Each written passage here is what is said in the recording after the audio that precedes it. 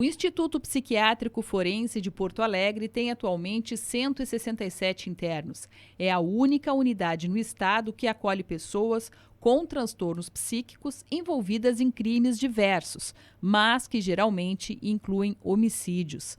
O juiz titular da Vara de Execuções Penais e Medidas Alternativas de Porto Alegre explica como a lei trata esse tipo de caso. Seja o crime grave ou não, essa pessoa responde por aquele delito que ela cometeu, né?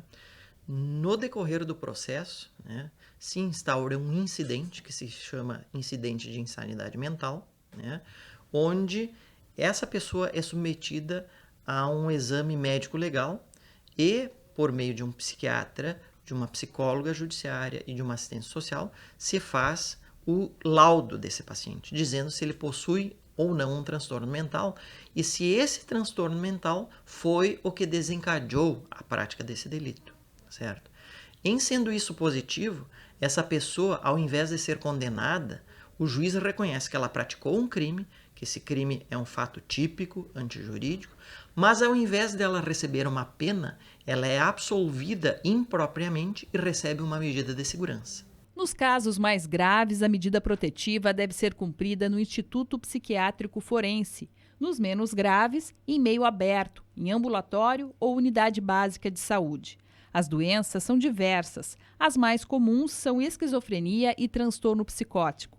Porém, uma delas é tratada de modo diferente. A psicopatia não tem ainda tratamento conhecido e os psicopatas, quando cometem crimes, cumprem pena. No caso do psicopata, que tecnicamente a gente chama como sendo uma pessoa portadora de um transtorno antissocial de personalidade, vulgarmente conhecido como psicopata ou sociopata, né, nós temos uma dificuldade.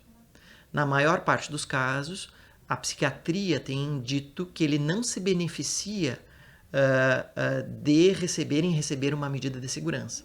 Porque o psicopata é uma pessoa que ela não consegue trabalhar os sentimentos de culpa, de remorso. É uma pessoa que sabe exatamente aquilo que está fazendo, né?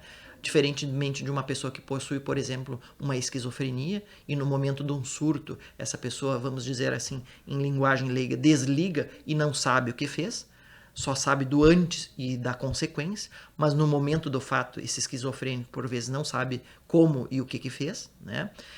O portador de transtorno antissocial de personalidade, ele sabe exatamente o que ele fez. E ele não trabalha a questão da culpa ou do remorso, né? Ele nasce, vamos dizer assim, com esse defeito de fábrica e ele vai ser assim para o resto da vida.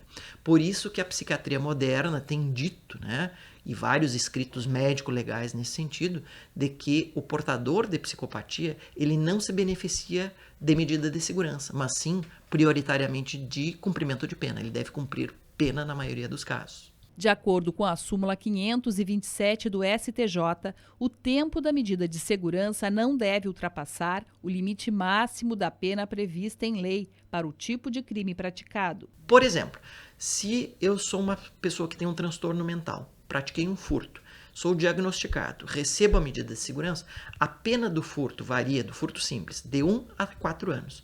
Eu só vou poder cumprir uma medida de segurança pelo máximo dessa pena, 4 anos, não mais do que isso.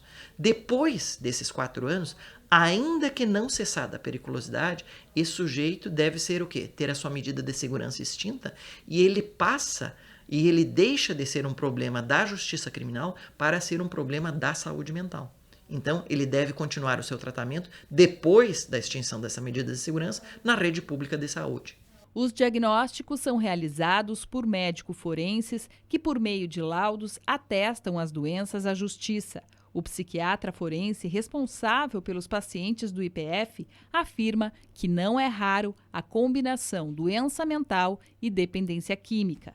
O uso de maconha e crack figura entre a maioria dos casos. O prognóstico de pacientes que já têm uma patologia e há uma comorbidade com dependência química piora. Aqui no Instituto nós temos pacientes com várias patologias.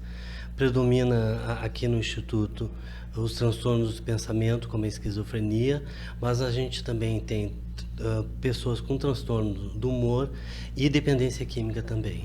Passado o período de cumprimento da medida de segurança, os pacientes começam a ser trabalhados para voltar à sociedade, geralmente por meio da alta progressiva, uma espécie de teste, quando eles ficam por alguns dias em casa com os familiares e depois retornam, até que estejam seguros e conscientes da necessidade de continuar com o tratamento lá fora. Nós temos pacientes que vieram para o IPF porque já interromperam o tratamento anteriormente, né? Há muitos casos de pacientes que já faziam tratamento na rede pública, né, na sua comunidade, e que interromperam o tratamento, ou que a família também não percebeu que ele estava adoecendo, ao ponto de chegar a cometer um delito, né, e vir parar aqui no IPF.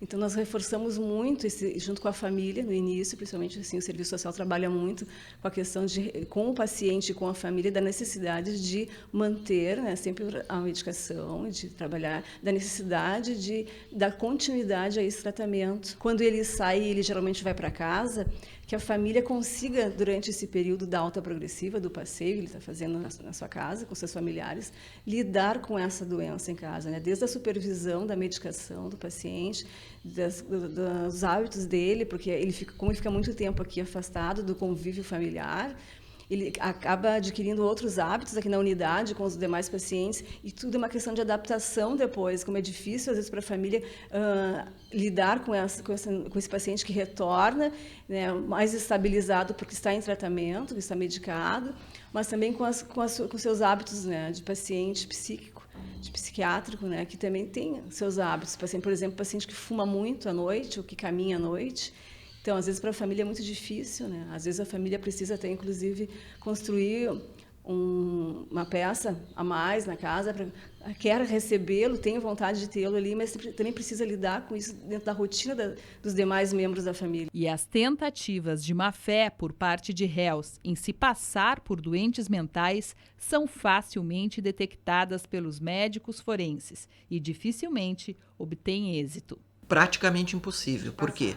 Porque esse sujeito, quando ele diz ser portador de um transtorno mental e apresenta algumas evidências, ele é submetido a uma perícia médico-legal, e os médicos peritos, os psiquiatras forenses, vão dizer se ele possui ou não, né, essa doença mental que causou e ocasionou o delito. Então, a pessoa que mente, falando em termos bem simples e diretos, né, ela é pega nessa mentira. Né? Até porque as doenças psiquiátricas, os transtornos mentais, eles não surgem, na maioria dos casos, de uma hora para outra. A pessoa geralmente tem um histórico que geralmente inicia na adolescência e vai se agravando à medida em que a pessoa vai ingressando na vida adulta. Né? Então, esse histórico todo é analisado pelo psiquiatra forense. Não cai de paraquedas o sujeito na frente dele e diz: olha, eu tenho uma doença mental, cometi o delito porque tive um surto. Não.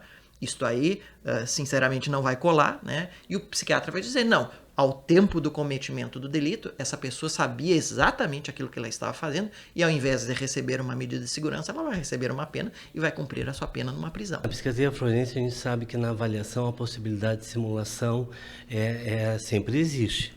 Né? Mas o treino, com o passar do tempo, e principalmente se há dúvidas, nós temos uma equipe multidisciplinar que possa também avaliar e reduzir as dúvidas em relação à possibilidade de simulação. Ambos concordam: portadores de transtornos mentais, quando tratados, conseguem ficar equilibrados. Sempre que se teve uma linha de cuidado com esses pacientes judiciários, né, na maior parte dos casos nós temos um paciente voltando normalmente ao convívio em sociedade.